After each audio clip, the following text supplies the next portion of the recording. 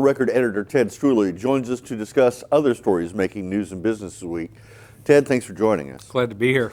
It looks like another energy company is shutting down. Tell us about that. Well, right, we learned this week that American Energy Partners is going to close its doors. This, of course, is the company that Aubrey McClendon started after leaving Chesapeake. They were employing about 200. They reportedly laid off about 100 of those people this week, and will keep the others around to wind the company down over the next month or two. The shutdown does not affect the 5 other autonomous companies that AEP has spun off. An effort to end a wind power tax credit has failed. What happened with that? Well, it just didn't make it out of committee. It was a very narrow vote. This is the last remaining tax credit for the wind industry. The proposal was to end that credit sooner than originally scheduled, but as I said, it didn't make it out of committee, so it'll be around a little longer.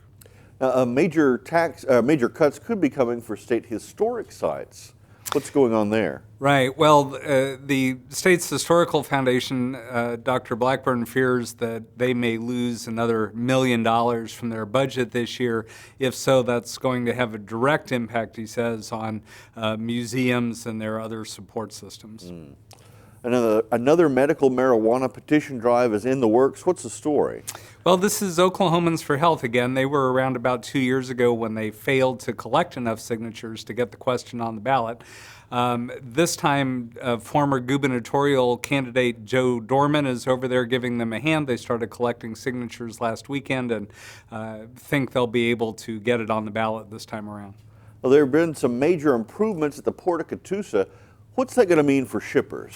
Well, it's really very fortuitous timing for the port as the expanded Panama Canal is opening. The Port of Catoosa can also handle more capacity. They spent about $11.7 million. More than half of that came from a federal grant. They improved their docks. They added some rail lines, so they'll be able to handle a lot more cargo coming through the port. So what are you working on for next week?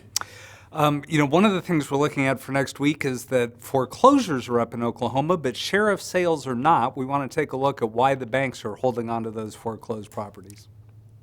All right, Ted Struley from the Journal Record, thanks for joining us. My pleasure.